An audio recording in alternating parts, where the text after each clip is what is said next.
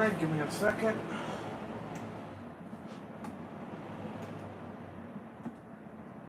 Turn that down as much as I can without making it freaking boiling in here. Turn that up to 25 over there.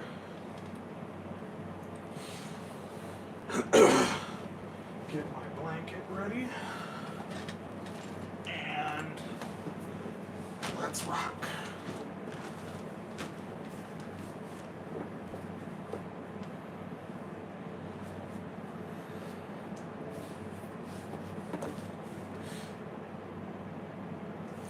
What I'm gonna have to do is make sure my Tabularino is in order. Yeah, you have to sync with my data, I know. Give me a second.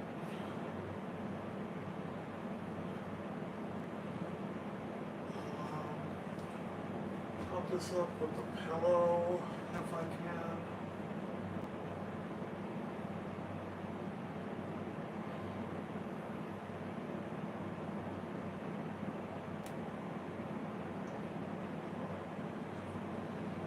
Prop this up.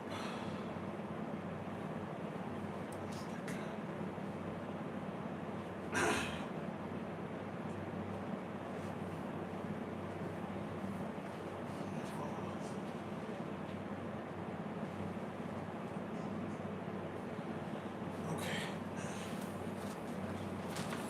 That should be good. Had to step back over real quick. Sorry about that.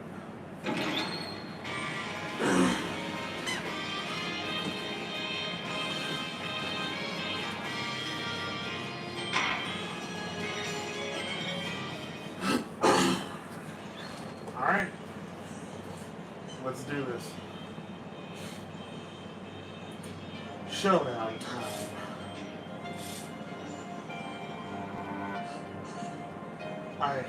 I lost. It's only a game of poker. A game I've played for a long time. And only lost twice. Who was the first? The man I killed, of course. Well, seems I found the partner I've been looking for all along. Over a game of cards? Why, yes, over a game of cards. Zach? That was how we first met, 7 years ago. 7 years earlier, Phoenix Wright's final trial. Oh shit.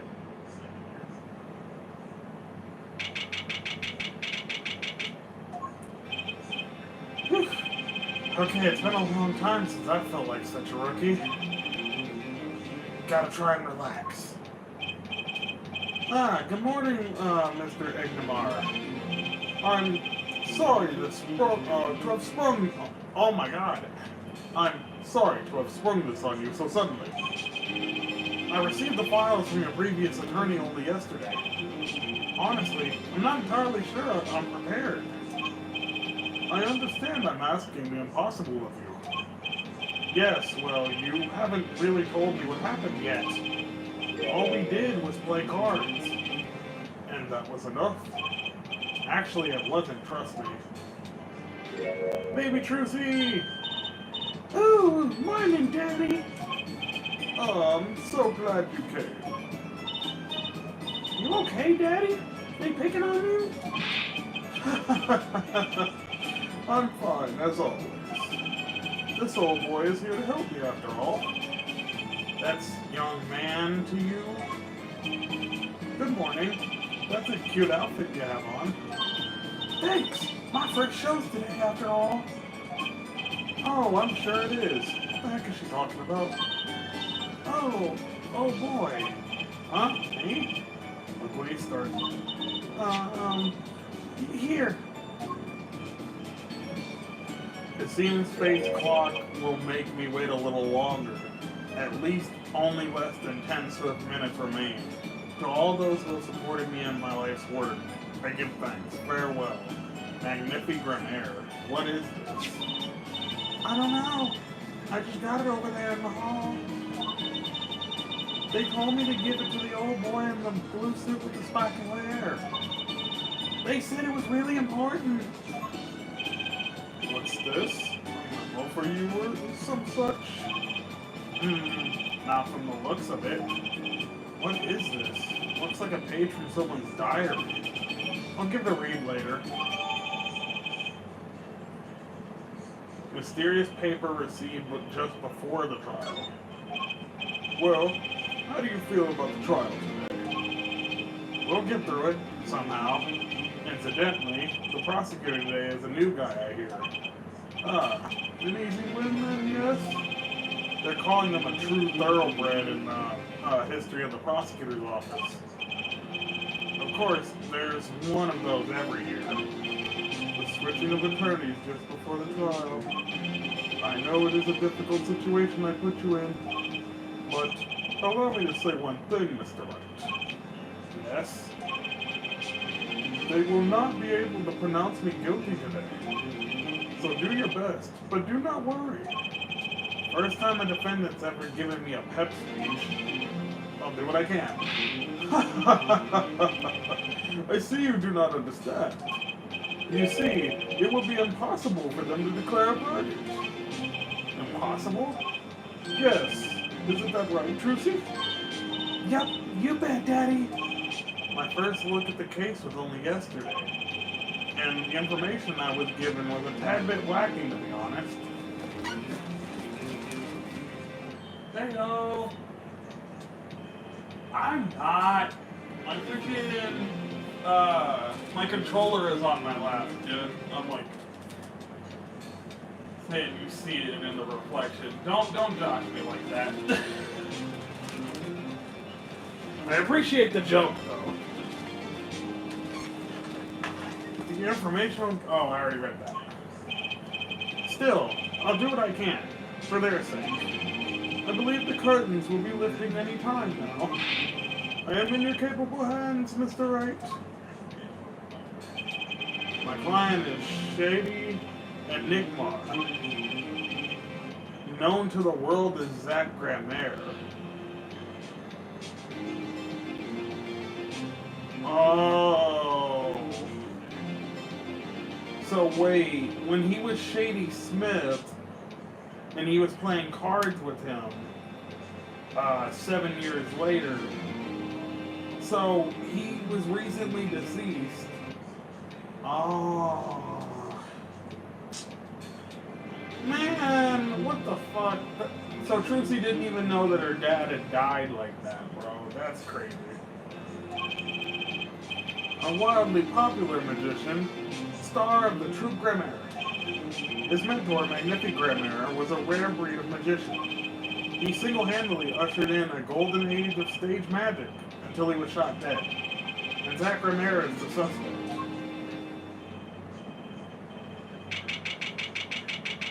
Oh boy. Which prosecutor is this?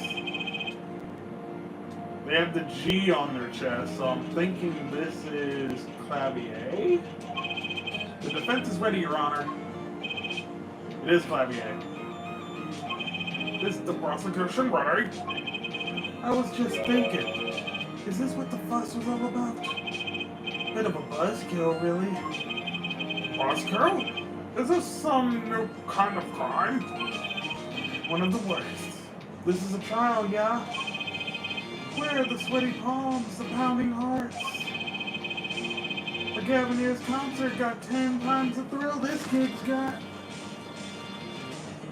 Hey Sylvia, how's it going? Oh, where are you again? Clavier Gavin. I came to get the party started. Legally, yeah? Gavin? Defense attorney Christoph Gavins?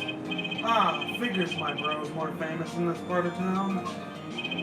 Clavier Gavin? Lead singer of the mega hit band The Gavineers. You're out of your league, rock boy. I know what you're thinking. You you're out of your league, Rock Boy. True, my debut single, 13 Years Hard Time for Love, went platinum overnight. But that's just a hobby to me compared to this, yeah? Talkative, aren't you? I like your affected Euro rock accent, by the way. I'm just getting warmed up, Attorney Wright. Perhaps you will be so kind as to fill us in on the case. Tongue, baby. Time to call on the opening act. What was his name again? Ah, yes, Detective Gumshoe. Hit it.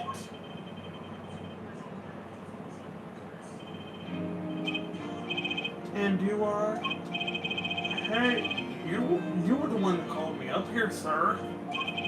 Name's Dick Gumshoe. I'm a homicide detective down at the precinct. Detective Gumshoe. Long time no see. Hey, you! Huh? Me? Today's the day, pal. Today I win and you lose. I got confidence in my testimony today, see? What? You normally lack confidence in your testimony. Hey, detective, this is my stage. Can the antics. Huh?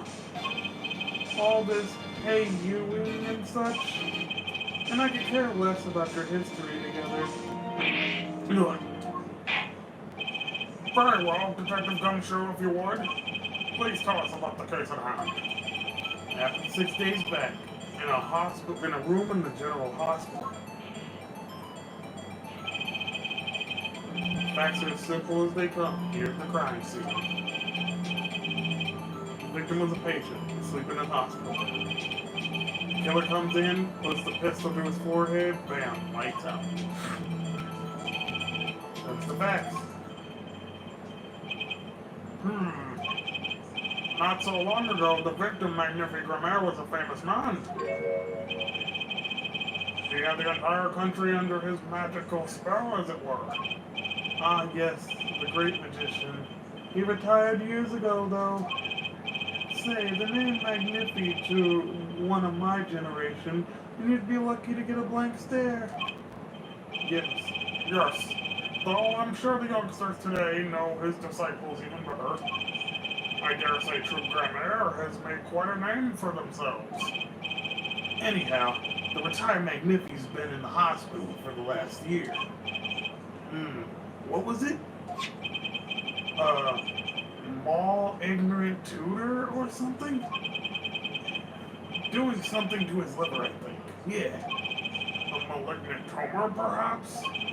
In other words, he had liver cancer. He had only 3 months to live, in fact.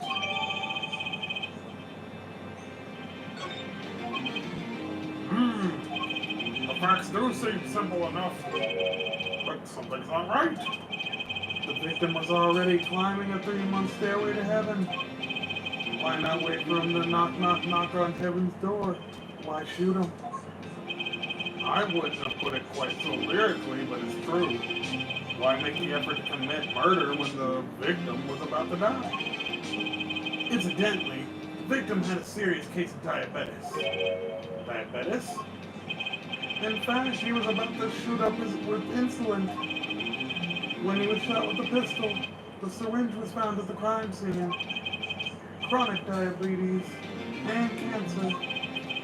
As much as it pains me to say, the victim was clearly at the end of his life. Use for administering insulin shots has been watched and shows no signs of use. I believe the question before us is clear then. Why did the killer have to shoot this dying man? What reasons could he have had? Very well, Detective. Perhaps you can enlighten us to the circumstances of the shooting. Yes, sir. Never had to give a voice to Gumshoe before. Actually, the victim kind of ordered the defendant to do him in. A few days before it happened, the victim sent a letter ordering his own murder. The defendant did what was asked of him and shot the old man in the forehead. The bullet was fired from the pistol found at the scene, no doubt about it. And the pistol definitely belongs to the old man, sir. What? You're saying the victim ordered his own shooting? Those are the facts. I have here the letter in question. To my beloved student, Zach. To you, I entrusted... I was reading that.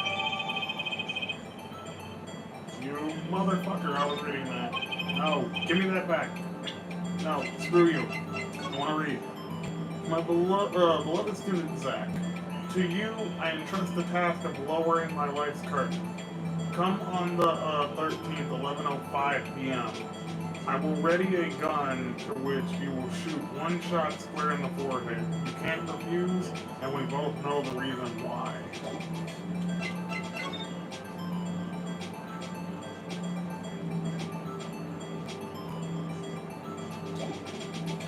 So there's a problem here. This has the seal on it.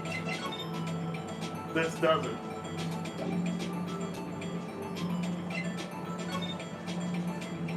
'67 malignant tumor in the liver progressed to the final stage with no open recovery. Patient has 3 months to live. Chronic diabetes requires regular insulin. Time of death. It was in between the 30-minute time span. Body found at the crime scene.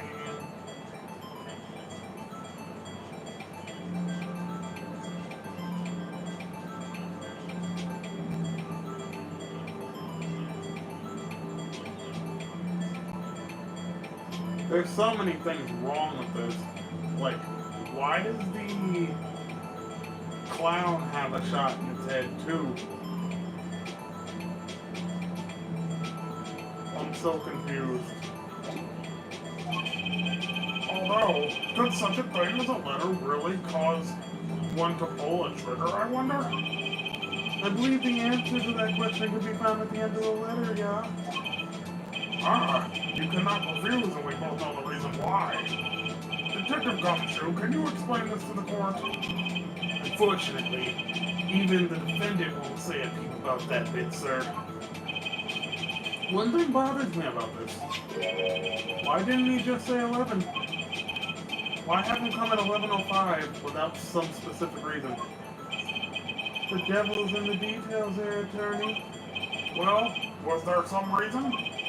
As it turns out, there was. Every night for half an hour, starting at 11. The victim, an epigram was given an IV. An IV? Oh shit, an IV? There it is in the picture. Or there it is in the picture off to the side of the bed. At 11, a doctor would come in and set up the IV. 30 minutes later, he would come back for an empty bag. Perhaps every night without, or this happened every night without fail. So that was the only time they could meet without a chance of an untimely interruption during his IV.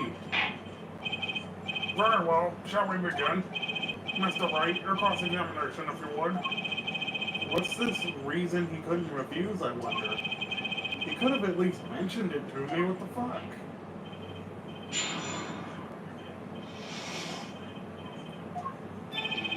Actually, the victim kind of ordered the defendant to do him in.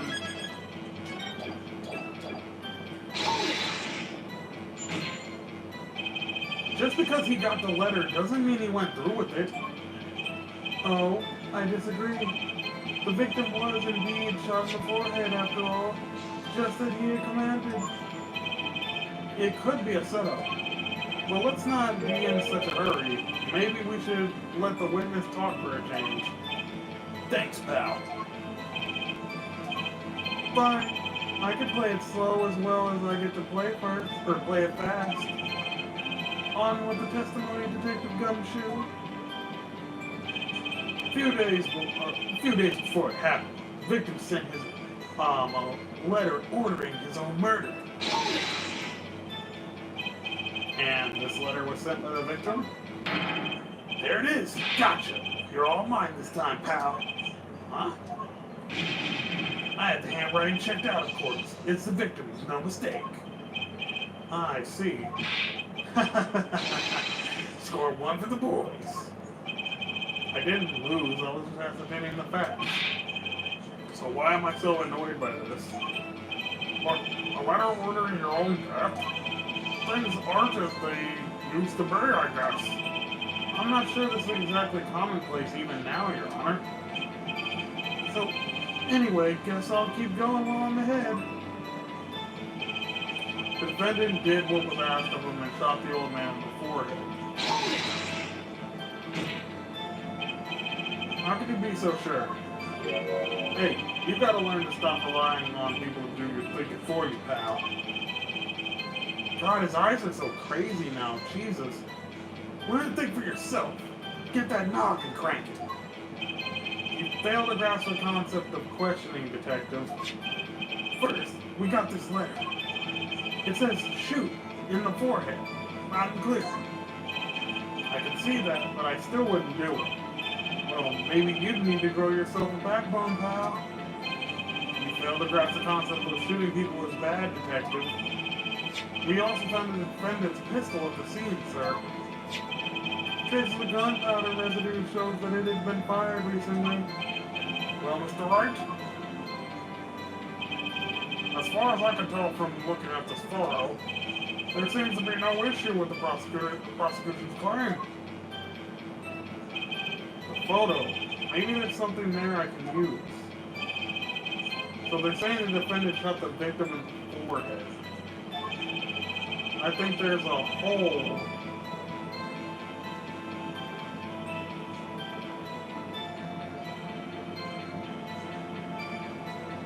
I'm gonna save. It's obviously shot something else because of the thing behind him. Looking at this photo, another possibility occurs to me. Yes? What does the letter tell us? That the defendant has a reason he couldn't refuse his teacher's wishes. Bingo, pal. That's why the defendant popped him one in the forehead. Oh, the defense disagrees. You see, the defendant had another choice he could make. Objection! What? And you can prove that with this photo? I can prove he had a choice, yes. The defendant might have fired like he was ordered to, but he didn't shoot the victim's forehead. Well, let's hear what you're thinking, Mr. Wright. If he didn't shoot the victim's forehead, what did the defendant shoot? It's fucking obvious, it's right there. Take that! The clown doll? Take a closer look, see? It's been shot in its forehead too. Ah, there's a hole in its forehead. Yes, and a hole in the prosecution's claim. Objection! And I suppose you have a reason to why you'd shoot the clown doll. He didn't just shoot the doll, he shot the doll's forehead. His forehead? Ah! Let's read the orders once more, shall we? You will shoot one shot square in the forehead, which is exactly what he did. He shot the clown square in the forehead. The defense has raised an intriguing possibility. That hole in the clown's forehead, it definitely looks like it was shot. Bailiff, send someone to investigate this matter. Objection! I admit I'm impressed, but I expected nothing less. Still, this doesn't mean he didn't shoot the victim. Objection! Perhaps he did have to shoot a forehead as ordered, but the letter says nothing about whose forehead. This was the only way he had to follow his orders without taking a life. The bullet hole in the clown's doll's forehead does demand an explanation. It might very well be a clue, yet Prosecutor Gavin is right. It alone does not prove the defendant's innocence. You cannot say for sure that the defendant didn't shoot the victim. Sorry, Mr. Wright. So sorry, Mr. Wright. How sad it is to see the mighty fall. How sad it is to see a novice's overconfidence. He doesn't realize just how big this little hole is going to get. Detective Gumshoe, please take this newfound fact into account as you continue your testimony. So what if he shot the clown? He still shot the victim, pal.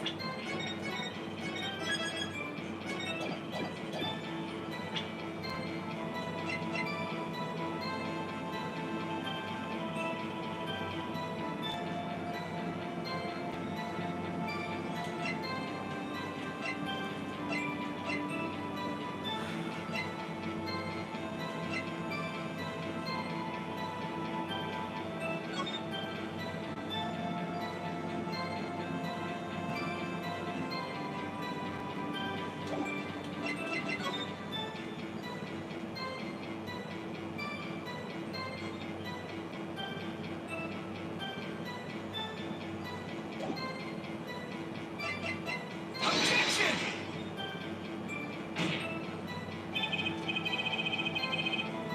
No, it's not that.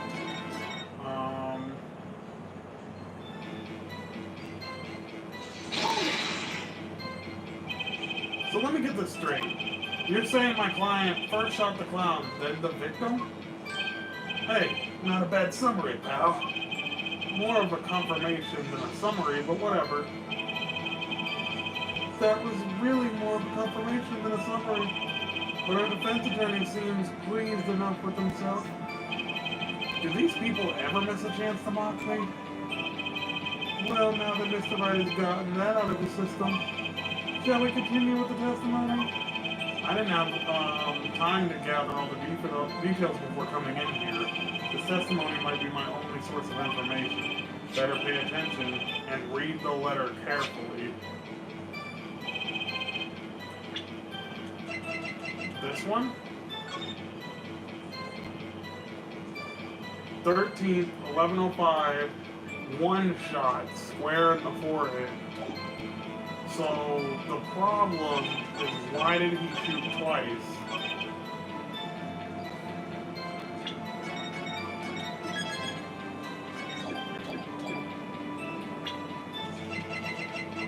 Objection! It's not that either?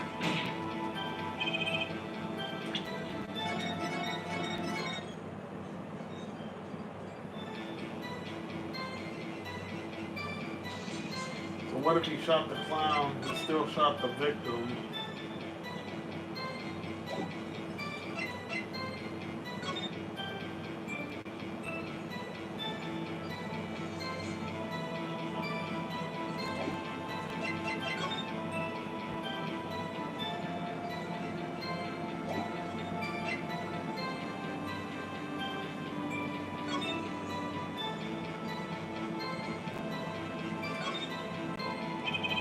I always hated getting shots. I guess Magnifi was giving himself the insulin shots.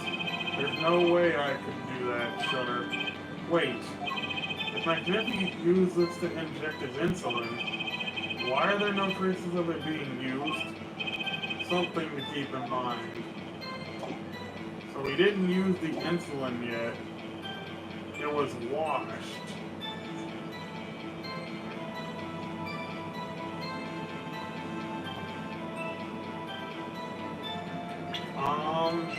I wouldn't say the photo, right? Objection! No.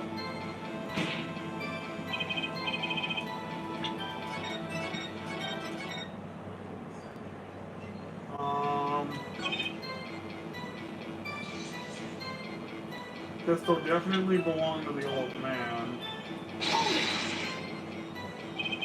Why are you so certain? What pile of sand has your head been stuck in all this time, pal? You never heard of Zack and Valent's quick draw shooter? Huh? What's that? One of the defendant's specialties. Zack and Valent stand on either side of the girl. Then they shoot. But the bullets don't hit her. Instead, they hit everything else on the stage. Fucking Christ, that is loud. Oh my god. This was one of the pistols they used in their show.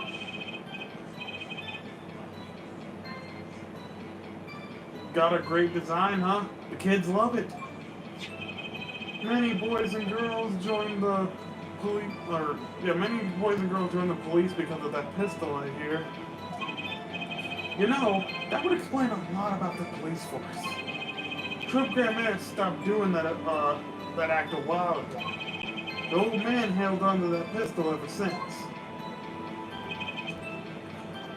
So what if he shot it?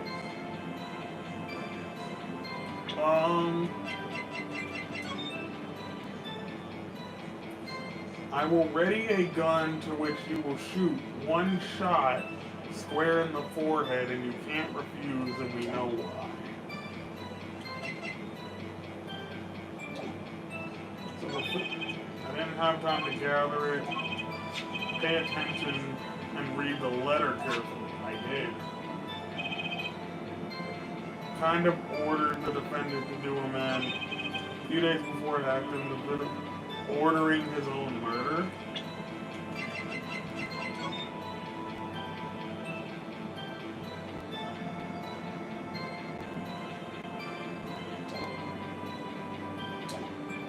I wouldn't say present to that, right?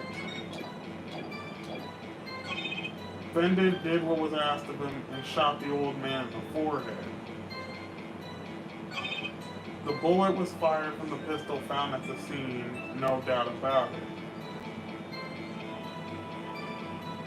Are you sure about that?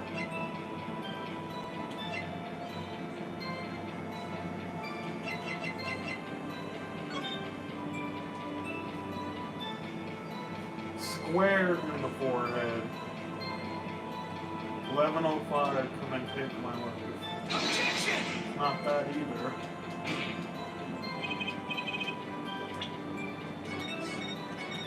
Okay, let's really look at this real quick. A few days before it happened, the victim ordered his own murder. And this letter was sent by the victim.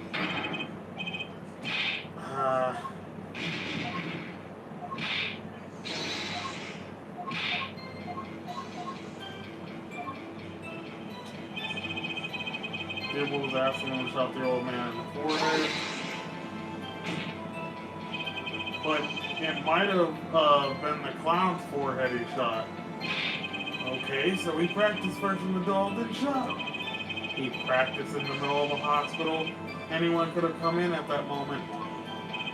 Yeah, but no one did come, did they, pal? Besides, it's what I would have done. Always look before you shoot, I'd say. Might I suggest that we move on? This is getting us nowhere. Patience. We'll get there sooner than you think. Very well. Continue with the testimony, detective. Bullet was fired from the pistol at the scene. Found at the scene, no doubt. You mean this pistol? The one in the crime scene photo? That's the one. It's a funny looking gun, so there's no mistaking. We compared the bullet taken from the victim's skull with the bullet fired from his gun. The rifle mark is on the bullets were a perfect match. So, you verified the murder weapon, in other words. You bet we did. The court would like to see the pistol in question. You got it, sir. Here she is. Well, this is truly a blast from the past. It's a stage pistol for the magic show, see? But it can fire real bullets. It looks so much bigger in real life than on TV. Yeah, but it can only hold one round.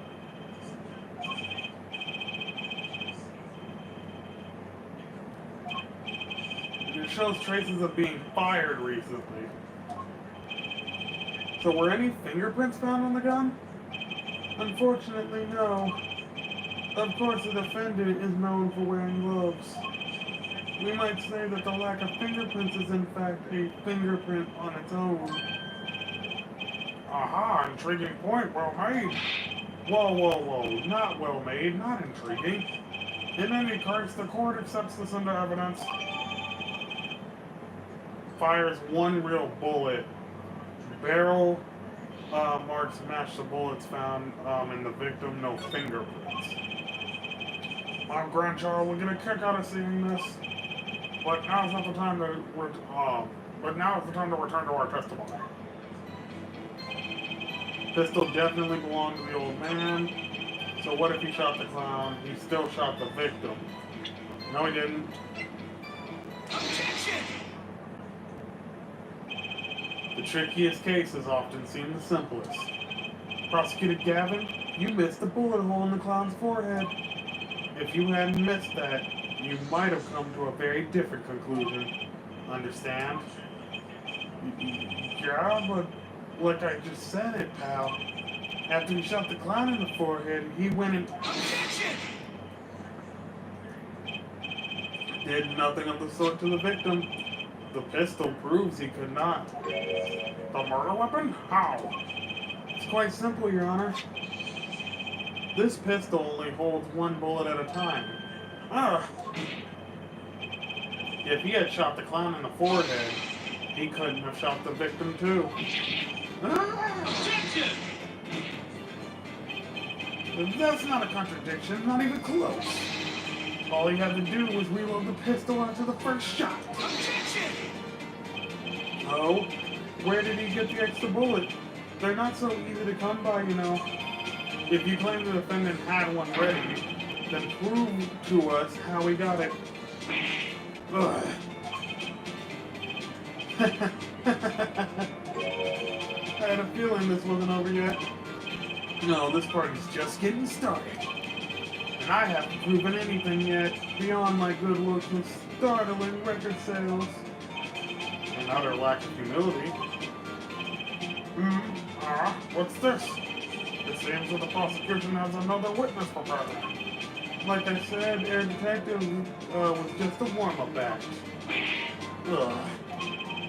Now that the audience has gotten a taste for what's to come, they're ready. Ready for what? For my decisive witness, of course. A witness who you will find can prove one thing for us. That it was Zach Graham-Air who shot the victim in the forehead. Very well. We will pause for a 15-minute recess. This might be my lucky break. I'll need that 15 minutes to talk to my client. Court is adjourned.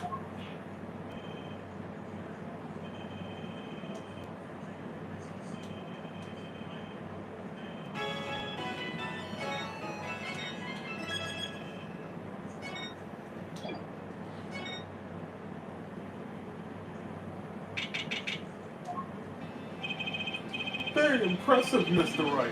I have to say, I expected nothing less. We've only just begun.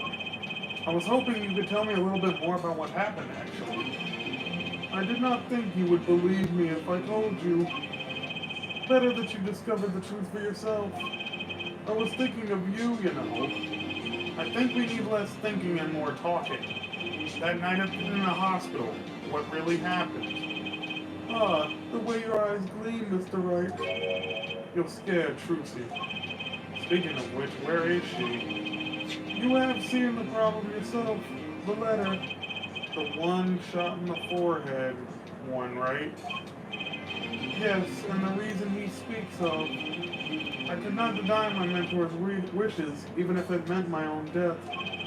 Why not? This is something I will not say, for now at least. What's this for now business?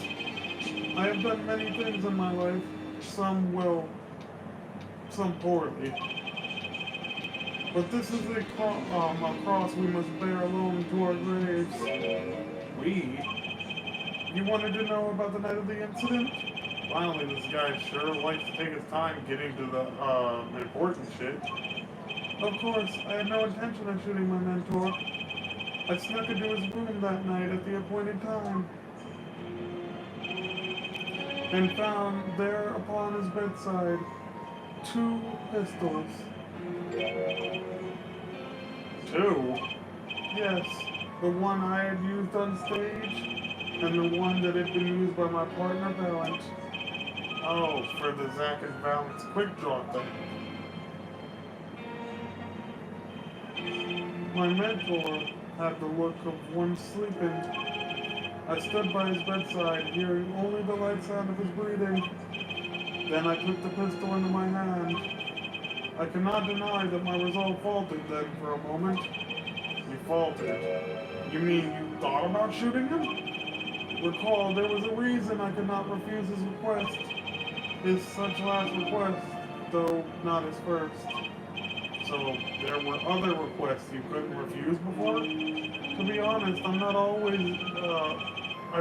been steadfast, and I fear I brought pain upon Trucy. Was Magnifique coercing his disciples somehow? Just what was going on in True Grammaire?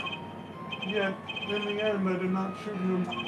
Instead, I turned and shot the clown. Took the pistol and that I fired and placed it in my pocket.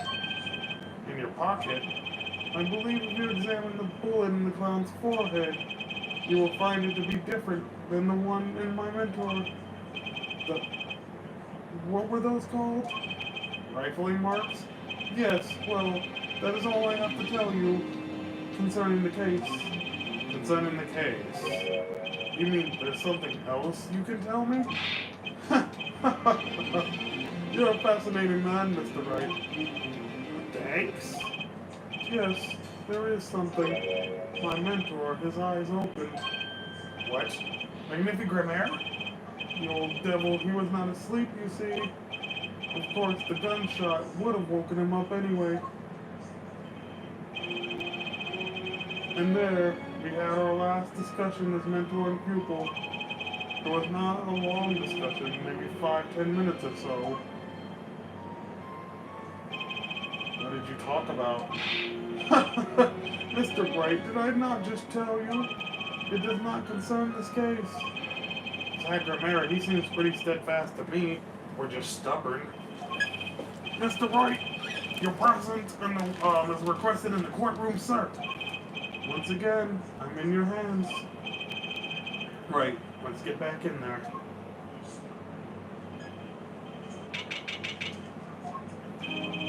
Court is now back in session. During our recess, a bullet was found dug out of the clown's head. Well, this is nose, and the rifling marks? There wasn't time to do a detailed analysis, though they did find the weapon type matches the murder weapon. Well, that's not very conclusive, is it? Which is why I'm about to call my very decisive witness. You're a very decisive witness. How many times have I heard those words? Though they often turn out to be far less decisive than you think. Oh, don't worry on my account. I'm quite confident this witness will do the job. After all, he is intimately acquainted with the players in our little production, being the other half of True Grammaire's famous duo, Zach and Valent. Valent Grammaire. So, we get to meet the Great Magnifique's other disciple.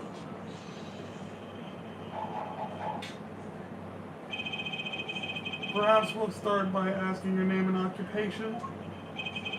Valent Grammaire, magician. And you're the decisive witness, are you? You can prove your fellow student, your partner's guilt? Fate and grand illusion, filled with traps and tricks. Wait, the shooting took place at the hospital at after 11 o'clock at night. If you're a witness, does that mean you were there that late? If one were to deduce this logically, the conclusion is yes. Okay. I always get the characters, don't I? I have an interesting fact for you. You see, several days before the trial, my witness received this.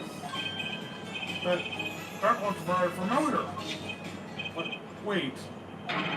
That's the same letter Zach Grammaire received. Yes, or perhaps you could say, ta-da. Order. And what does it say? Surely not the same thing. Perhaps you should see for yourself. Valent, I entrust the task of lowering my life's curtain on the 13th, 11:20 p.m. I will be ready I will ready a gun with which you will shoot one shot square on my forehead. You can't refuse and you know why. So this one says by 11:20, the one that the one Zach got said 11:05.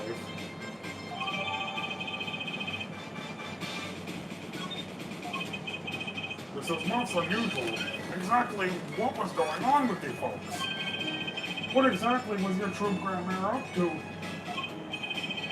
By which you mean? I'm just having trouble envisioning a man who would ask his students to kill him. Both of them, no less. It's just my opinion here, Judge. But from these letters, I'd say he was coercing them, not asking them. We walked into the magician's path together, and in doing so, shared much of our lives. When people are so close, there's a strain, a warping of relations, you might say. Yet, this has nothing to do with the case at hand. By which you mean you're not going to tell us? Which makes me wonder even more about the reasons they couldn't refuse. Well, let's get on with the testimony for starters. The defendant, Zach Grandmere, stands accused. Tell us why. Oh, I'll do more than that. For where he walks, the red rose rise, singing hymns to the miracle that is magic. Fascinating, though I hardly need to remind you that the evidence could just as clearly point to you as the suspect. The letter, the murder weapon, and now the 2 bullets found at the scene? In fact, the only difference seems to be the designated time. As every musician knows, timing is everything. Yes, and now it's time to get this party fired up.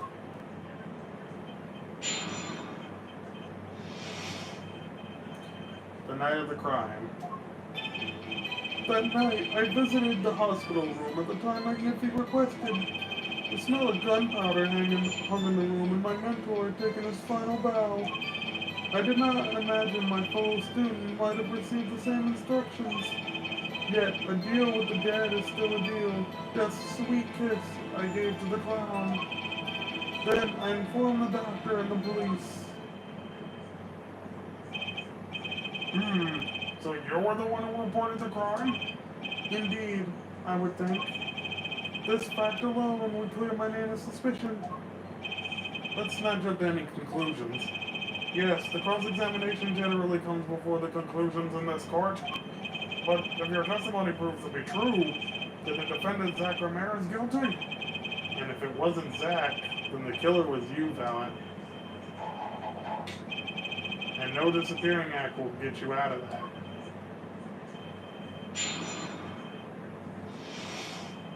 The night of the crime. That night I visited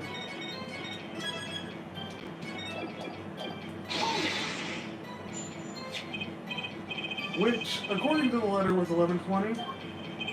Indeed. In magic, timing is everything. Right. Consider the illusion of teleportation. If I were to appear on stage before my stunt double had left, how would that look? Why, it would reveal the very secrets of my magic. Now that you've revealed the very secrets of your own magic for us all, let's move on. Went to the designated time. And what did you see?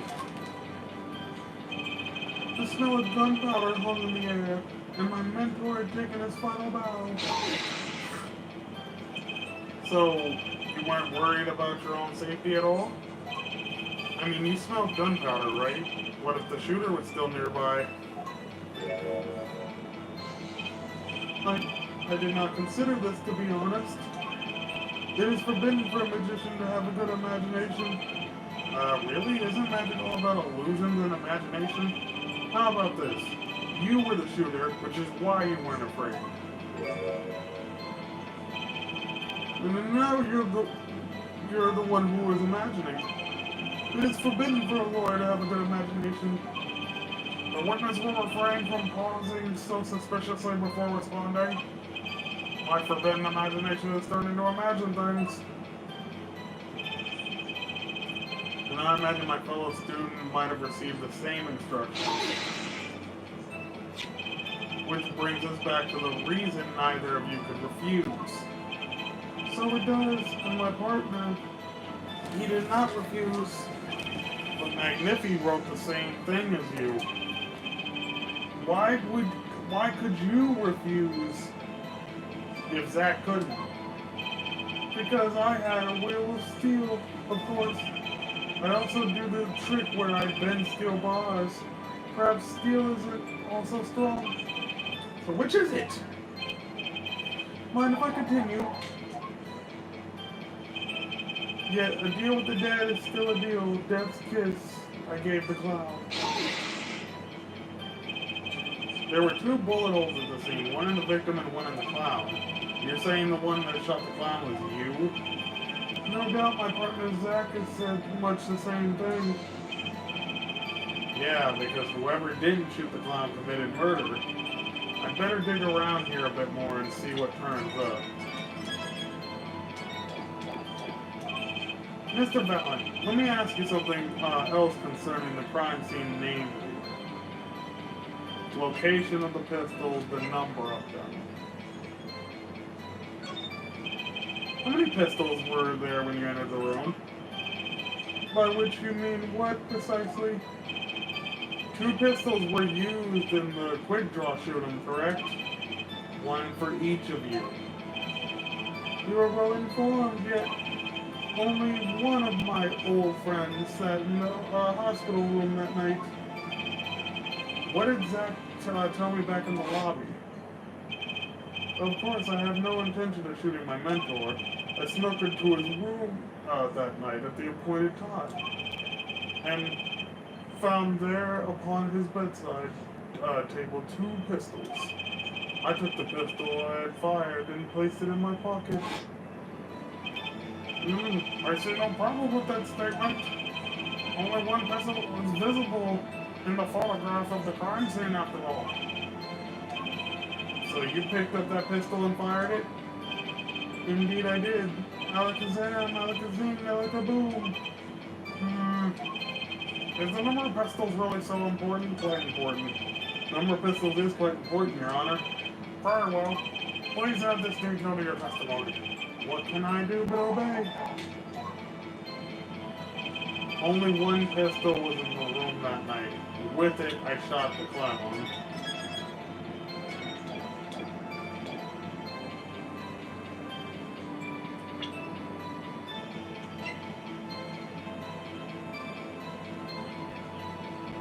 Objection! Oh, so it's not that? Okay.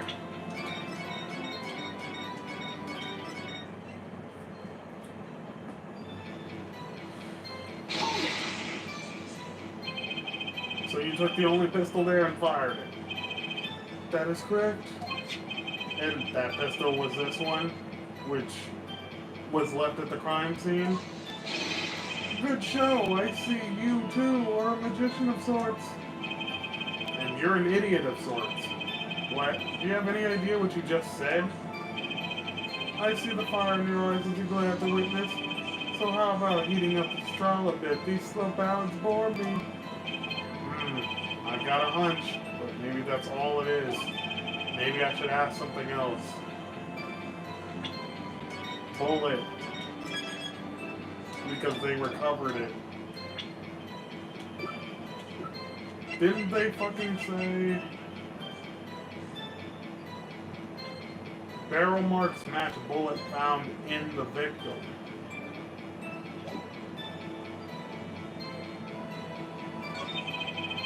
In order to shoot a person, you need a bullet. Where was it? I entered the room and took the pistol in my hand. The bullet was already loaded, ready to fire at any time. The magician is always prepared, you see. Prepared for... One never knows when a miracle will be called for. A magician always has 7 doves in his pocket and a white rabbit up each sleeve. Clearly, we're dealing with professionals here. Is this bullet that loaded? Quite important. Without a loaded bullet, we wouldn't have had a murder. It's very important. Very well. Please add this to your testimony. What can I do but obey?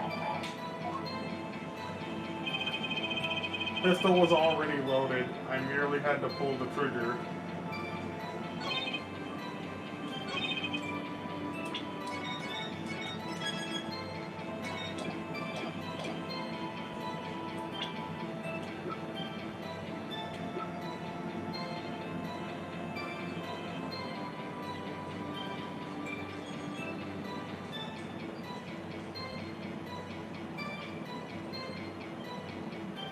Objection! No.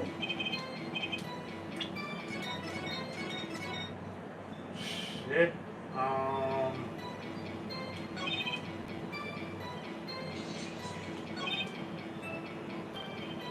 it! If the pistol was already loaded, something doesn't make sense. Why weren't the victim's fingerprints on it? You should know that we of the true grammar are capable of many things. One of these is the levitation of iron balls without touching them. There's no magic involved here. The shooter was methodical, is all. He simply wiped everything with fingerprints. Can't really do much with fingerprints that weren't there. Maybe I should ask about something else. Location, number of pistols, no need. I feel like this changes what it is and what I could press upon. The location. Where exactly was the pistol when you entered the room? Atop a small bedside table it was. As if to say, here I am, take me in your hand, pull my trigger, shoot him. The victim clearly wanted to be shot. But why? Perhaps he wanted to go out with a bang. Yet we never hear the truth from his lips, so all we can do is guess. Is the location of the pistol all that important? Without a murder weapon, there would be no murder. It's very important. Add it to your testimony. Took the pistol from the small table and shot the clown.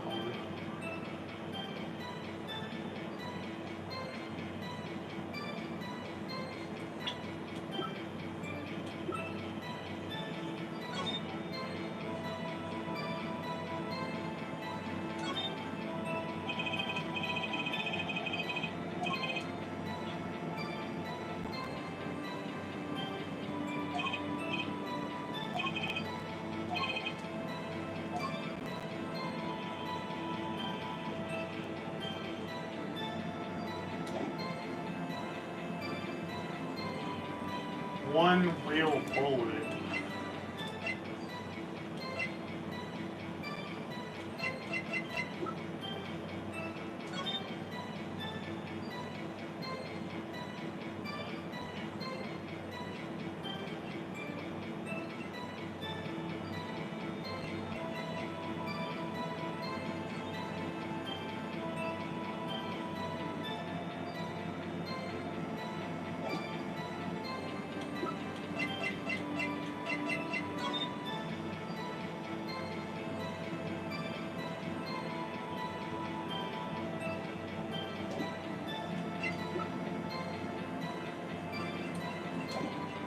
I'm gonna save here,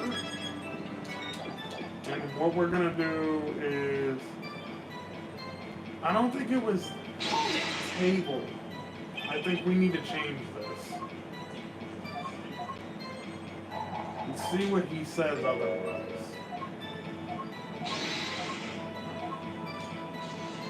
The number of pistols, the bullet in the pistol, number.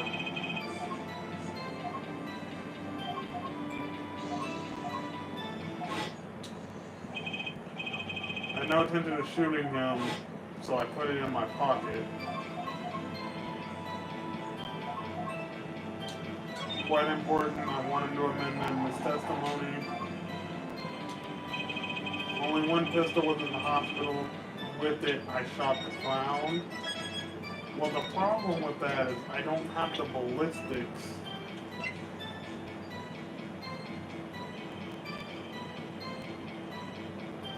Objection! That's not it either.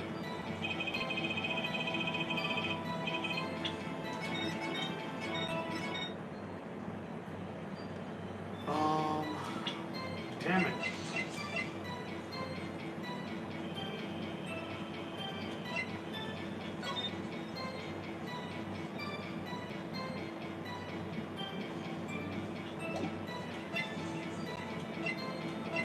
tough. Objection! I got him. According to the defendant, Zach Gramere, when he entered the room, there were 2 pistols on that table. True. One of those pistols he used to shoot the clown in the forehead. Then he left with it in his pocket. Of course, this is what he would say. Unlike the hapless clown, we must assume our defendant has some brains in his head. Well, what about what Mr. Vallon has told us? You see, there's something about his testimony that doesn't make sense. What might that be? I told you, I took the pistol that was there and shot the clown. That's your story, at least. But the rifling marks tell a different story, Mr. Vallon. Recall what Prosecutor Gavin told us. We compared the bullet taken from the victim's skull with the fired from this gun. The rifling marks were a perfect match. Mr. Vallon, if you fired this pistol, then you shot the victim in the forehead. Order! Well, this is all rather sudden. Objection! What have I done? Prosecutor Gavin? I owe the court an apology. Sorry. Sorry for what? You see, I was unaware that 2 of these unique pistols were crafted. The analysis of the rifling marks only proved the type of gun that fired them. But that's not what you told us. You said you'd verified the murder weapon. Which is why I'm apologizing for it now, quite sincerely, I might add. Would you hold me accountable for a mistake made in my youth? That was just this morning. I am still young, and I might add, it wasn't really my fault. If the defendant had only admitted he took a pistol from the scene of the crime, we would not be having this present discussion now. Gramere? Yes, Your Honor. You were presented to this court as a decisive witness, but you proved to be more divisive than decisive. Objection! You'll see, in time. The testimony so far has merely been a review of the facts. The proof comes next. Care to elaborate, Prosecutor Gavin? When Mr. Vallon entered the hospital room, the victim had already been shot. As his next testimony would prove, air right, the real fight is about to begin. Bring it. Very well. The witness will now testify to the court. Help us determine who shot what.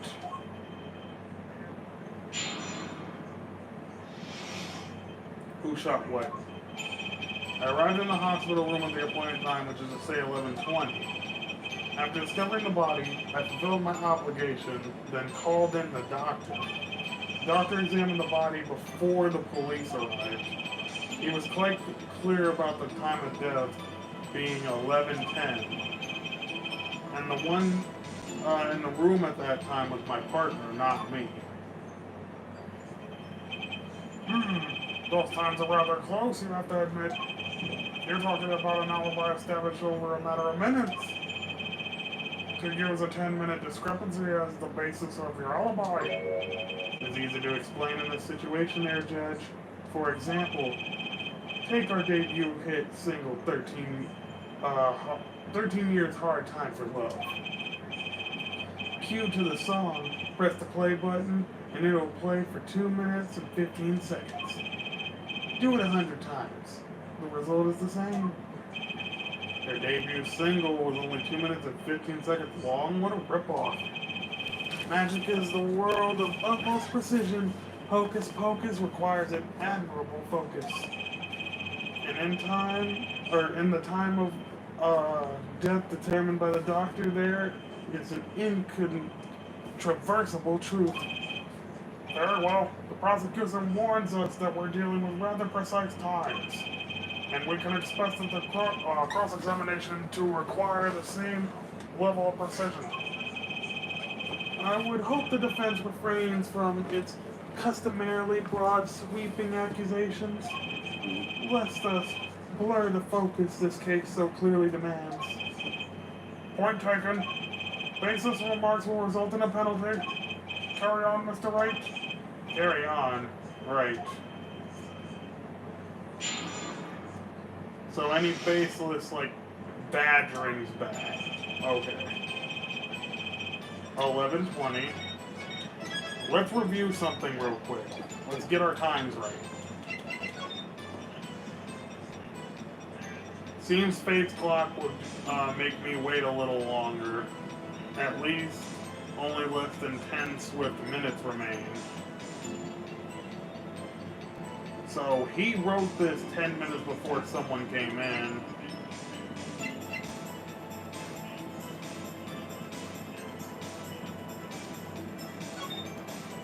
So he told Zach to come in at 11:05.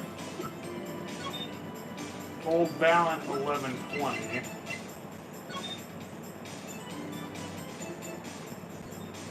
Less than 10 minutes though. That's a 15-minute discrepancy.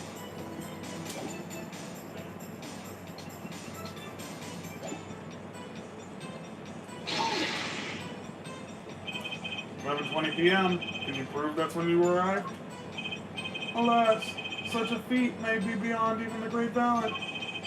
For there was no one in the room but Magnifi, and he was departed after a fashion. I have here defendant Zach Gramaire's sworn disposition. Is that what that said? No, deposition. I snuck into his room that night at the appointed time. It was 10 minutes before I left the room, and the victim was still alive. The time indicated by the letter to Zach was 11:05, exactly, which means the witness could not have entered the room before 11:15, because his partner would have still been in the middle of the crime. I see someone did their arithmetic homework. You see, the defendant himself has corroborated with the witness's testimony. Does that all make sense?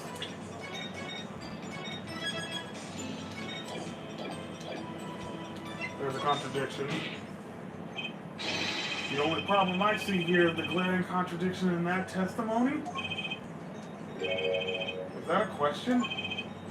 I guess it was. You have been warned, dear Wright. Baseless remarks will be penalized. Well put, Prosecutor Gavin. Oh, and Mr. Wright, here's my answer to your question. Yeah. Okay, so don't push it. I don't see a problem with that testimony. If you say so, let's continue, shall we? Sometimes the most magical thing of all is the truth. Serving the body, I fulfilled my obligation, then called in the doctor.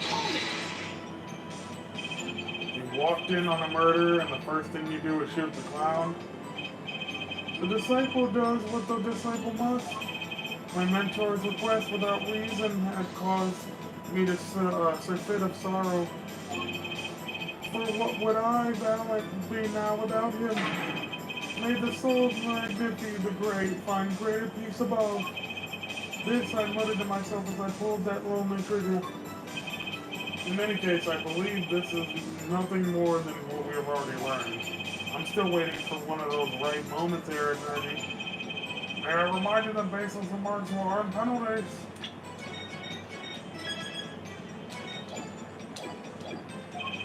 Proceed with that in mind. Yes, Your Honor.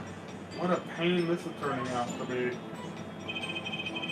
The doctor examined the body before the police arrived. Did the doctor say anything concerning the cause of death? Why, yes. I believe he screamed, "Oh my God, he's been shot in the head." It doesn't take a doctor to notice that. I probably would have screamed the same thing. And I would have penned the requiem that arose in the soul of that horrid sight. Whatever happened to good old-fashioned investigations? In any case, I believe this is nothing more than what we have already learned. I'm still waiting for one of those right moments, Herr Attorney.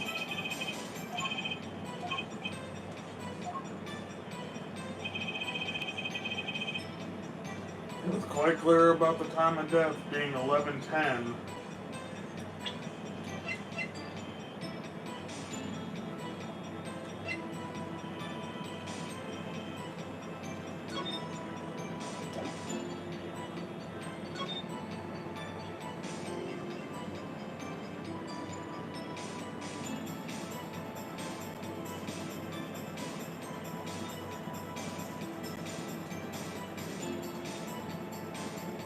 So my thing is like, what if he shot himself? Since Zach wouldn't do it.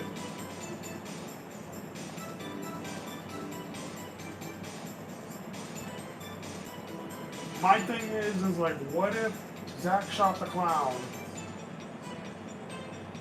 Had a talk with the dude, and then he left. Before Valen got there, he shot himself.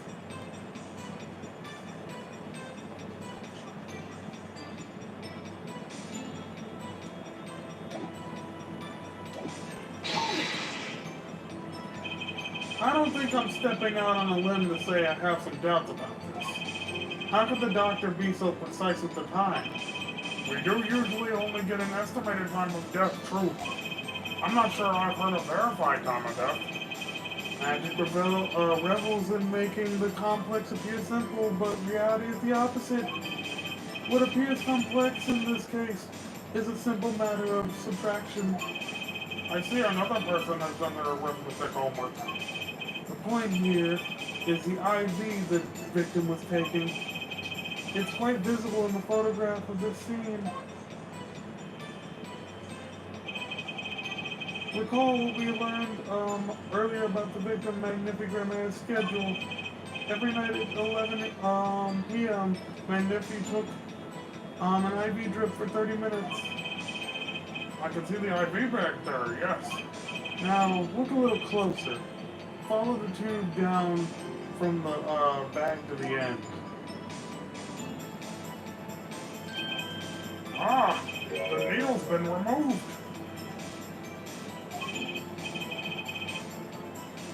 Undoubtedly, it fell out when he was shot. That would seem to be the case. When the needle comes out, the IV no longer drips. Ah, you could just measure the remaining IV fluid precisely. The IV fluid functions for our purpose as an hourglass of sorts. This is how the doctor determined the time of death. From the amount remaining in the bag, it was determined that the IV had stopped 10 minutes after administration began.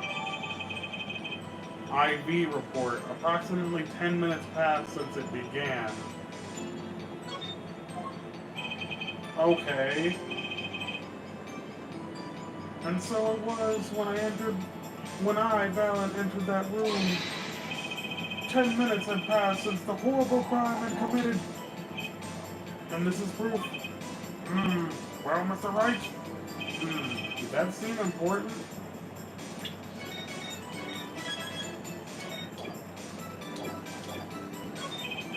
Well, seeing how it was the biggest clue we have to the time of death, I'd say it's very important. Agreed. It would be hard to imagine a more precise way to determine the time. Behold the power of arithmetic. Very well. The witness will add this to his testimony. Sometimes the most magical thing of all is the truth. The water of life springs not eternal. The remaining IV fluid proves my innocence.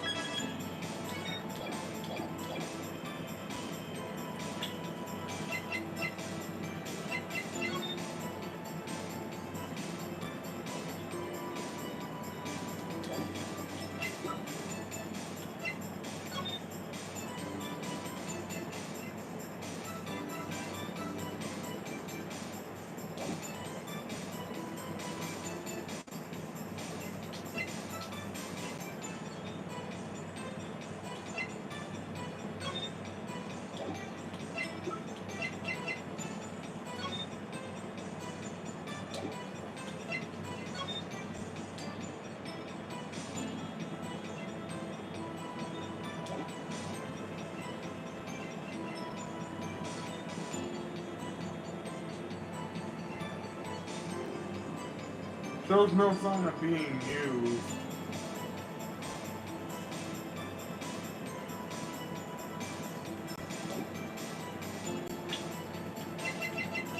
Objection! No.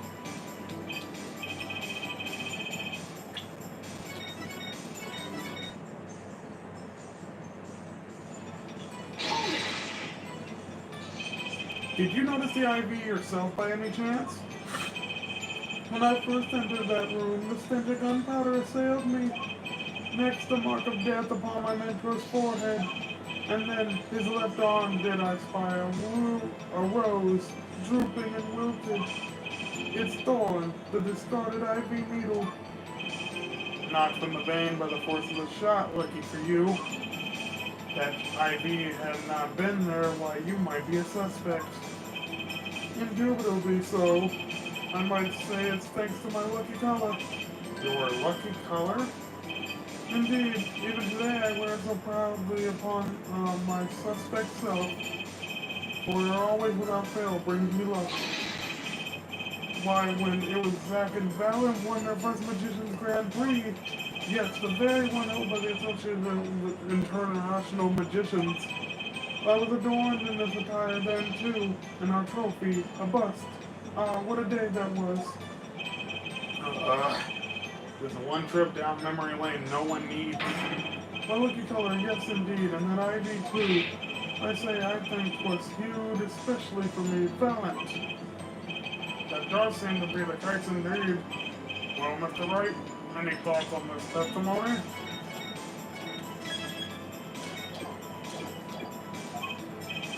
Valent sure looks happy with himself.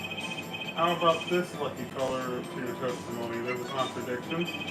Certainly sounds like your lucky color brought you plenty of luck. Not this time. Mr. Valent, your lucky color's betrayed you. I'm afraid you've lost me. Your Honor, the witness's testimony just now clearly contradicts the evidence. What? Please recall my warning at the beginning of this cross-examination, Mr. Wright. Baseless accusations will be duly penalized. I do hope this latest accusation is well based. Don't worry, I got all your bases right here.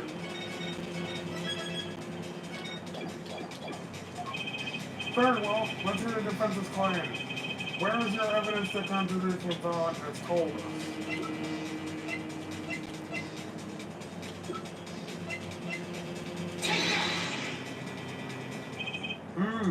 Pity. That didn't do it for me, as the kids are fond of saying nowadays.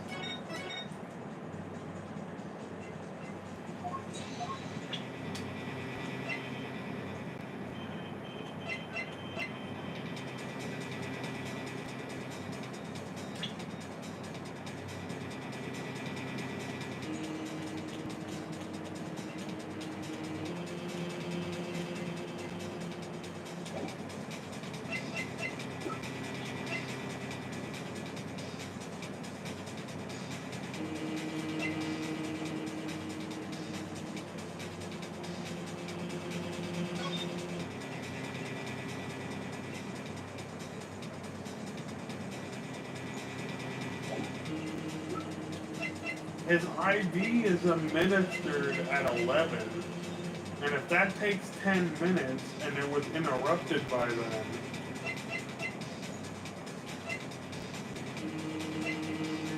I would think there's a problem there.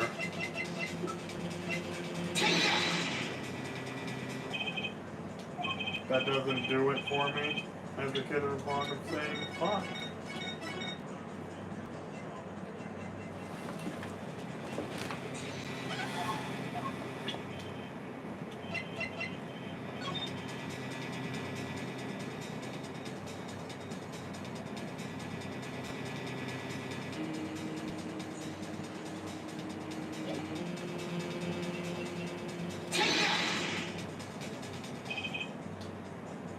That doesn't do it either? Son of a bitch.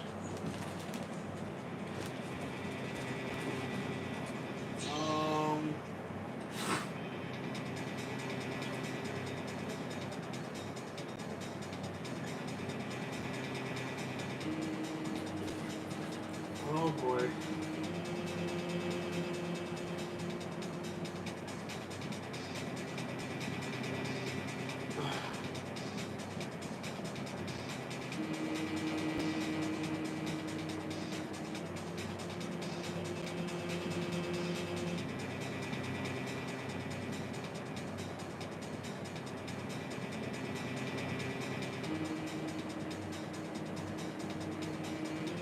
Damn it.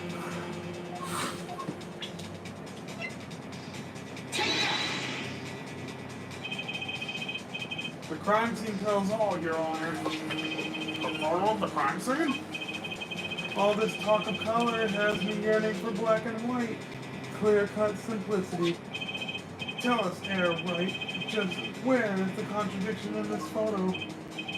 My pleasure, and I assure you, it's quite simple. But I can't promise everything or anything in black and white.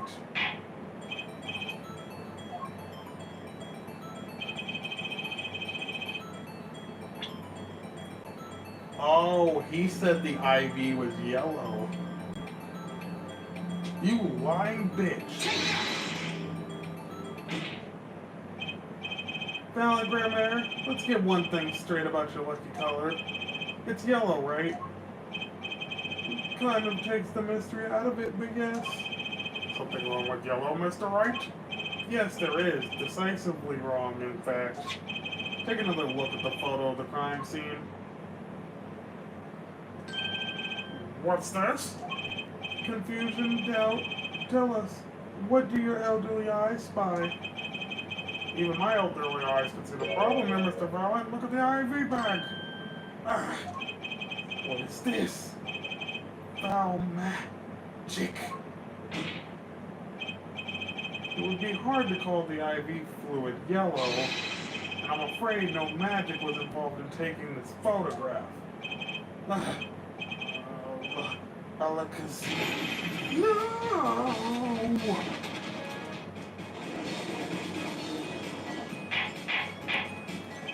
Order! What is this, Marty? Objection! This is some kind of mistake. Yes, Prosecutor Gavin? Your witness's mistake. The greener they are, the harder they fall. I suppose there's no substitute for experience. Valid, Grandmare, as you reminded us several times, the lucky color is yellow, but the ID is clearly not. Well, this contradiction can mean only one thing. Objection! And to think, you almost had me. What? I see your true colors now, Ace Attorney Phoenix Wright. Something you'd like to tell us, Prosecutor Gavin? As far as this court can tell, the witness's testimony does contradict the evidence. Yes, a contradiction. One that I shall be pleased to hand right back to Mr. Wright. How do you mean? How? Because the witness has made no mistakes. I agree, at a glance the IV does sort of seem greenish yellow, but I assure you the liquid itself is quite yellow. Yellow liquid? How can you say that? As far as I can tell, in the photo it's green. Yes, but what color is the IV bag itself? The bag? You mean the plastic bag on the hook? It looks like, I want to say light blue. Precisely. Figured it out yet? Put a yellow liquid in a blue bag and you get green. This, incidentally, is the liquid's true color. I see. Your explanation does have a ring of truth to it. Objection!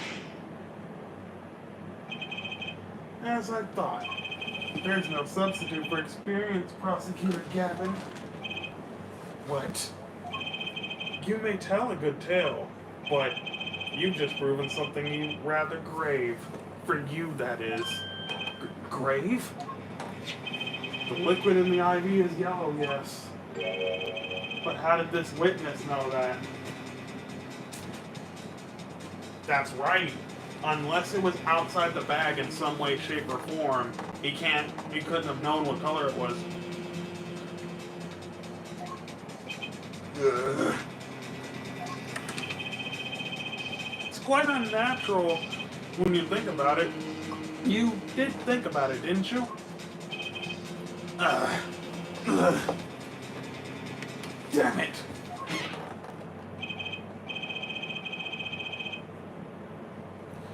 Your Honor, the defense requested an explanation from the witness. At the scene of the crime, the IV fluid, liquid appears to be green. So let me ask, how did the witness know the liquid was actually yellow? Oh, because, oh my God!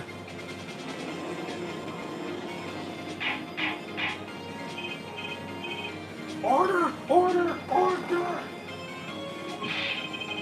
Mr. White, you will explain this at once.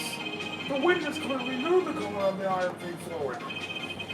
So I'm sure it means something, but what? I can think of only one possibility, Your Honor.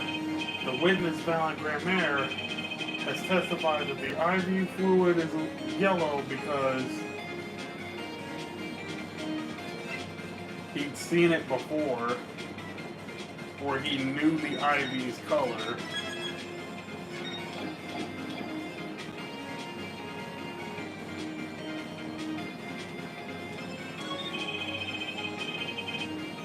From the facts before us, the answer is clear. The witness knew that the IV liquid is yellow. Why? Because he'd seen it before. But not inside the bag in the photo, in the syringe, and he cleaned it. He saw the liquid by itself, in a clear, colorless bag. I suppose he would have had to, but I'm still not clear as to what this all means, Mr. Wright. I'm having trouble speaking. Ask yourself, why would he know if he didn't work at a hospital? That's where you'll find your meaning, Your Honor. Objection! I'm afraid I find nothing. So what if he knew the IV liquid's color? Leave the getting excited over absolutely nothing to our teen bopper fans, yeah? Objection! The IV liquid is the only evidence proving the time of death. The 30-minute hourglass, and 20 minutes worth of sand remaining. Your claim, Prosecutor Gavin, I remember it well. However, there's a critical difference between an hourglass and an IV bag. Well, wait, I know. An hourglass uses sand, but that bag uses liquid. I'm right? As much as it pains me to say this, Your Honor, no. Unlike the sands through the hourglass, liquid enters the patient's body, at which point, like magic, it disappears. However, what if the amount of IV had increased? You couldn't tell, could you? After all, there's no way of knowing how much went in. Objection! Let me get this straight, Air Right. You're saying the witness watered down the victim's IV bag? Not with water, but with IV fluid. That's how you knew the IV liquid was yellow. Now wait, I said wait! How might an amateur such as myself essay to perform such a task? Objection! I'm an amateur too, but I can pour water in a cup. Objection! I'm afraid there's been quite a big difference in a cup and an IV bag. Quite. Can you prove our witness is capable of such a feat? He has a point, amateurs. I, at least, would have some difficulty pouring IV liquid into that bag. You don't need to be an expert to see the look on the witness's face. He added the liquid to the IV bag to throw off the time of death. I tire of these fairy tales lacking evidence. Well, Mr. White, any solid evidence to bring us back down to earth? Valent Grammaire, I'm afraid your magic won't serve you well in the life of crime. Might I ask what you're strongly suggesting? Magic relies on props, and props become evidence. Our witness was certainly able to increase the amount of IV in that bag. All he had to do was work a little magic, and the prop was...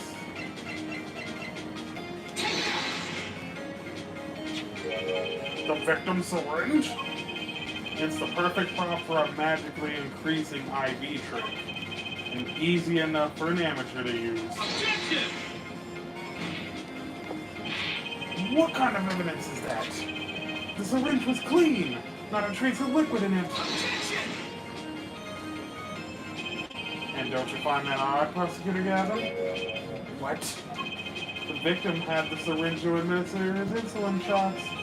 There should have been traces of insulin left in it. Well, Fallon Grammer, as you pointed out yourself, the IV fluid makes the perfect clock. One that you can manipulate at will. Now, Zah!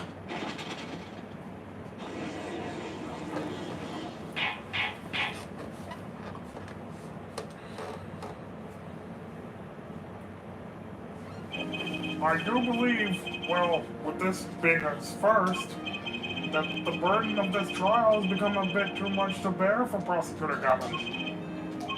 I'm afraid that while there is doubt as to the amount of IV liquid in that bag, the time of death cannot be proven. And that brings our trial to a close for today. Well, maybe I can squeeze an extra day out of this. I can do a little much needed investigation work.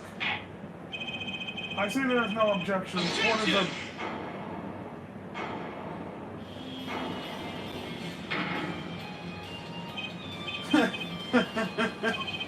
Surely, there's no substitute for experience. Nothing blinds one to the truth so effectively. A word to the wise. Underestimate the young and they'll sweep your feet from under you in a way you never ever expected. You see, I know exactly what you're thinking. What's he talking about? Say the witness used a syringe to manipulate the level of the IV fluid, but there's no proof. There's no proof he didn't do it either. Yes, quite true. Huh? He's admitting it? Nor was this witness quite as decisive as I had hoped. This, I admit, after all, why linger in the past when the future holds so much? You have something in mind, Prosecutor Gavin? Proof, fair judge. I have another way to prove my case. With evidence, no less. What's this?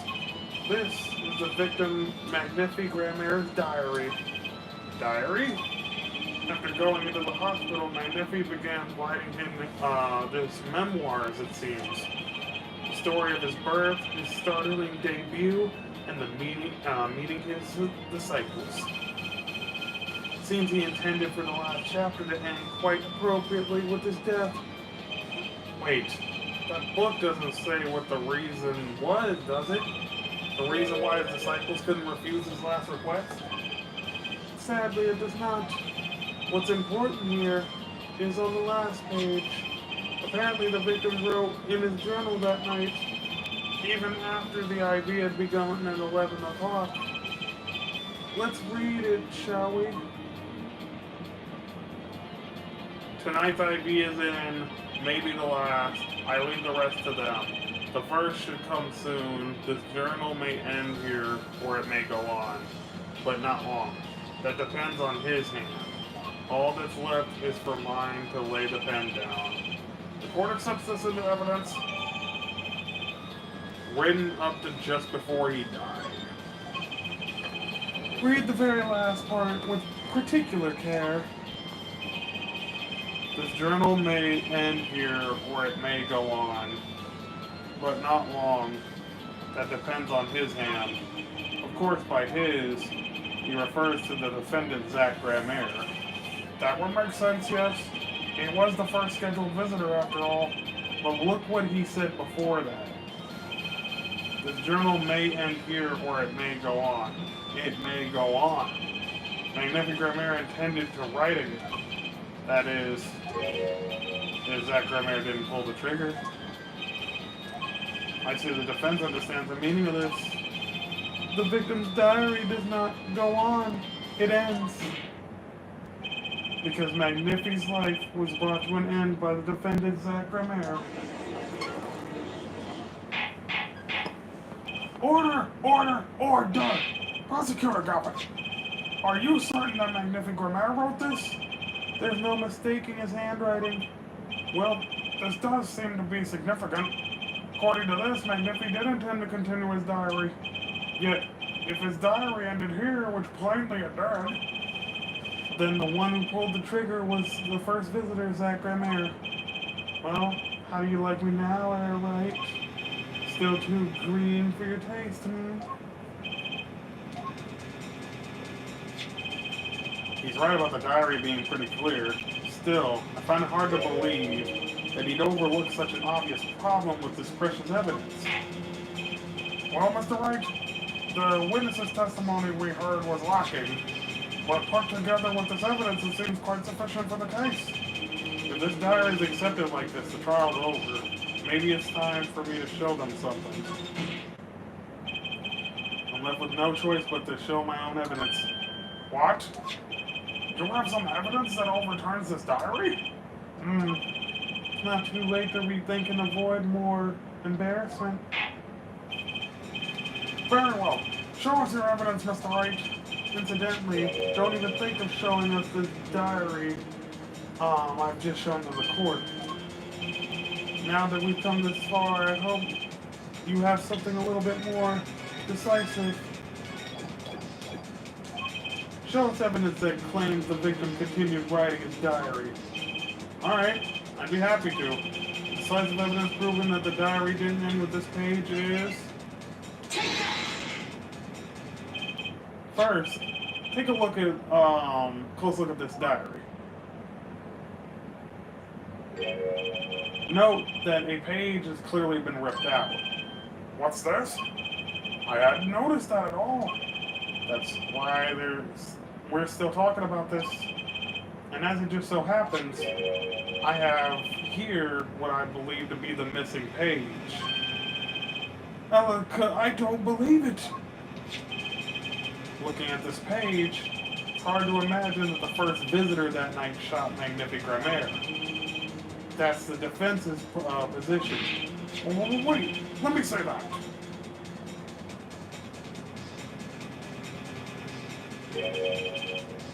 What in Sam Hell? Why, this is the continuation of the victim's diary.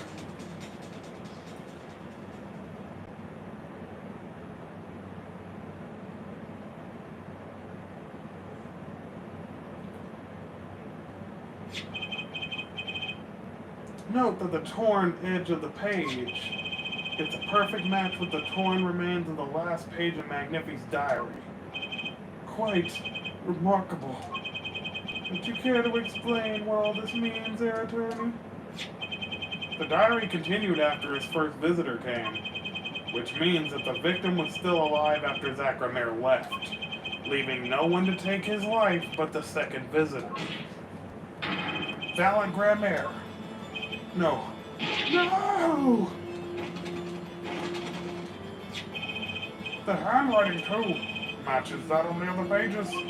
This is, without a doubt, the genuine article. Order! Order! Order!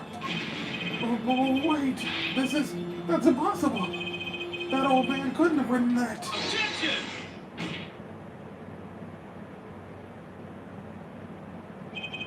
Finally. You just couldn't resist, could you, Airlight? Resist what? Presenting solid evidence? Air Judge? Yes, Prosecutor Galvin? Might I request we put a cross-examination on hold? The prosecution would like to call a new witness.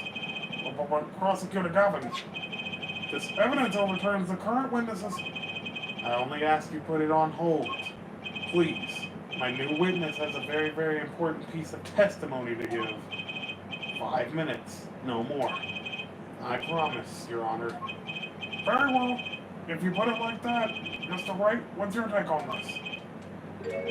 Well, Your Honor, judging from his enthusiasm, we'll have to hear his new testimony sooner or later anyway. So might as well be sooner. Then, though this is highly irregular, we will put the current cross-examination on hold. The witness may step down. Now, Prosecutor Gavin, please bring that surprise witness to the courtroom. I had a bad feeling just then. That ripped out page was too obvious. He must have known. And I should have known it was a bad sign all around.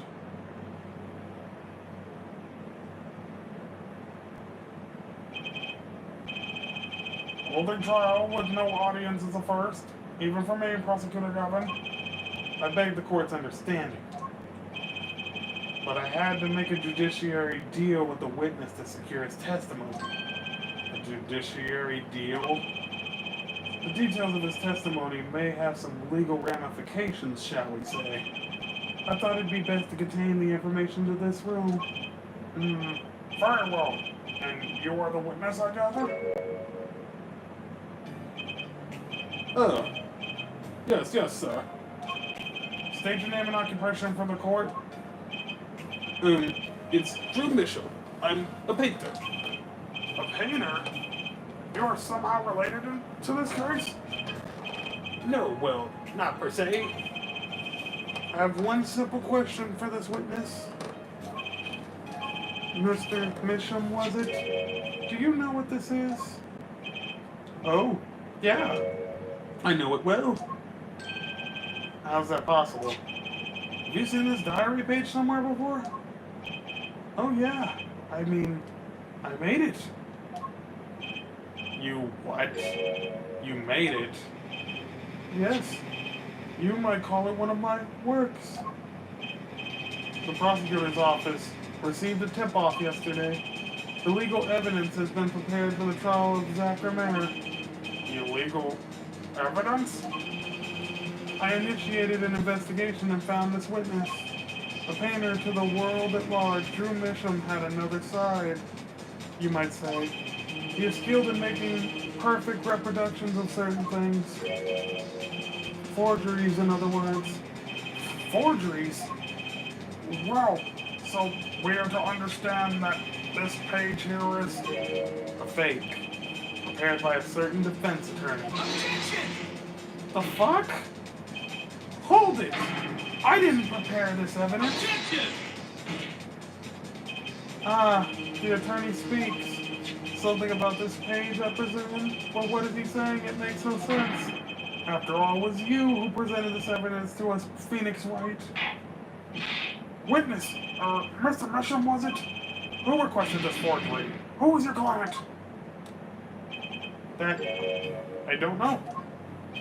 What? Most of my clients prefer to remain anonymous, even to me. And make the items they want and receive my payment. That's the extent of my contract with them. But what? There's no proof this is a fake. It's a fake. Huh? To avoid just this sort of problem, I put special marks on my works. I can say without a doubt, this is mine.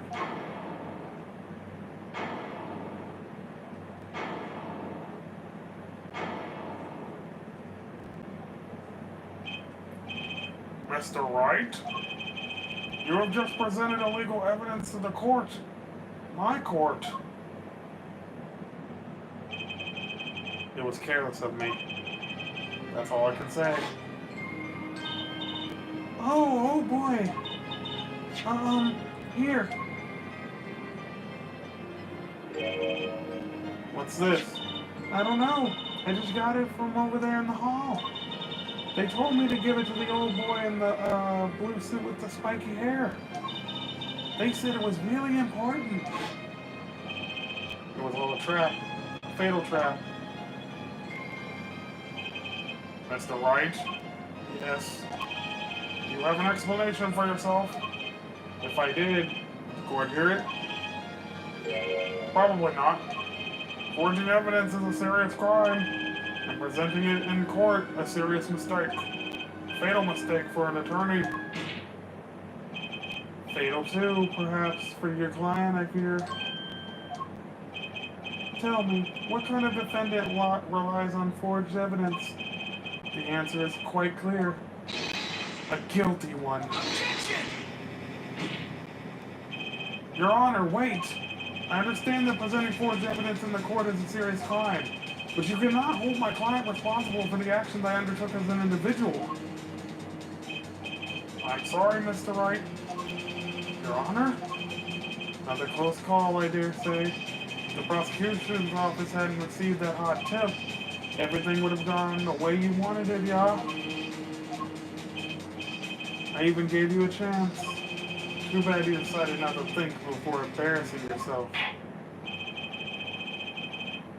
I see no need for further discussion on this matter. Special witness dismissed.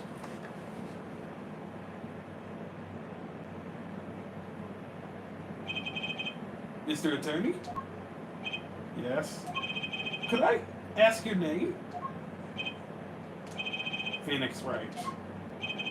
Mr. Wright, I have seen and studied many people, but none like you. I'll remember you, Mr. Wright.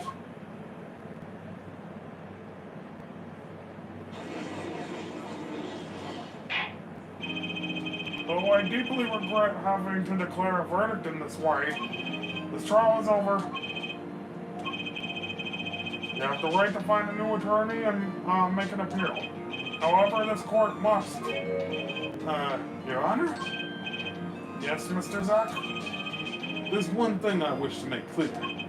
Today, in this courtroom, you cannot declare me guilty. It's impossible. I'm afraid the defendant is quite mistaken. I most certainly have the authority to declare a verdict on you. Except, tell me, how do you plan on announcing your verdict when your defendant does not exist? Doesn't exist? What are you talking about? I'm talking about this. Mr. Enigmar! The defendant escaped! Find him, quick! Bailiff, close Alexis from the building! On the double! He must not be allowed to escape! What the fuck? That day in the courtroom, a miracle happened. The defendant, Shady Enigmar, aka Zack Gramar, did not just escape from court, he literally, unbelievably just vanished. Right before the bailiff's eyes. No one saw him ever again, not since that day. This is the Gramar miracle.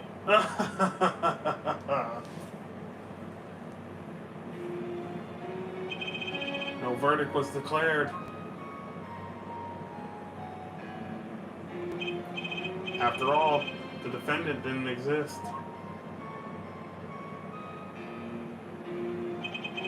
That's how it happened. Trial magician Zack Gramar vanished, along with him, for all eternity.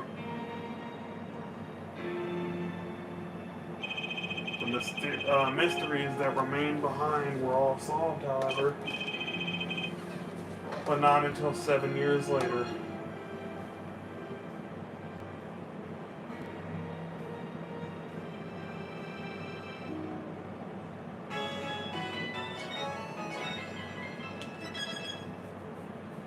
The Mason system. That trial 7 years ago was the beginning of it all. This, I know beyond a doubt. The mysteries of the past work. Their magic on the present. But you'll soon be finding all of this out for yourself. Which of Magnific Gramar's disciples pulled that trigger? Where did the vanishing defendant Zack Gramar go? What dark truth lies behind the forged diary page? And what about the girl who was left behind?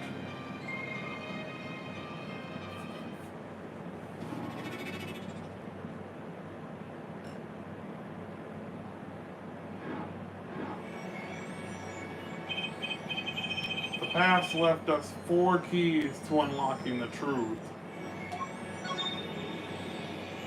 The hell? But that's not all. There are 4 keys in the present as well. And when all questions have found their answers, the final trial will begin. But first, you must chase the truth through then and now. Think of it as a game.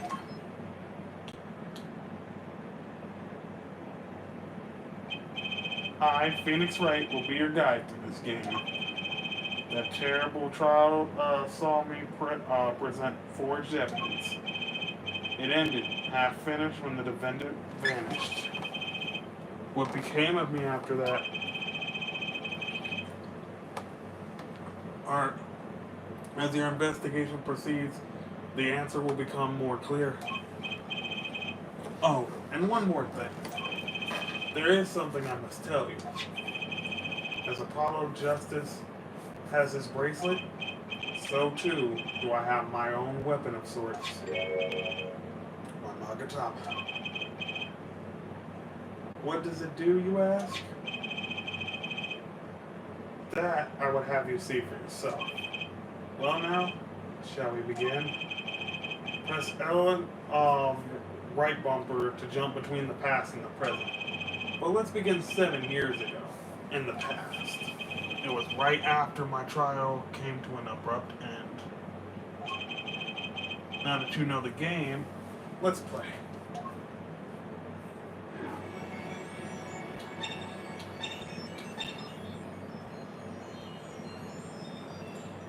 Yeah, that's what Drew Studio looked like? Jesus Christ. Okay. The nightmare trial was over, and the new nightmare of figuring out what had happened had just begun. I wanted to wake up, to walk away, but I figured I'm the only one who could do this, probably. And besides, I had plenty of time, thanks to the Bar Association Review Board's decision. It's hard to work when your attorney's badge has been taken away.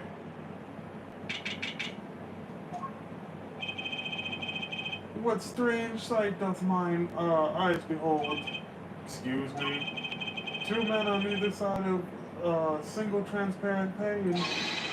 Yet it seems fickle fate has switched sides, so to speak. Forger of fakes walks freely, while the innocent languishes within these plexiglass confines. There has been no proof that I forged anything, nor proof that I took the life of my dear mentor. Yet these chains cannot hold me for long. The stage awaits. And what, may I ask, awaits you? A little piano and a cold little hole in the wall. And since you're here, what shall we discuss? Shooting a magnific Romero for one. Who pulled that trigger, Valiant or his partner Zach? His partner vanished before the answer could be found. If I'm gonna get any closer to the truth, this is the place to start.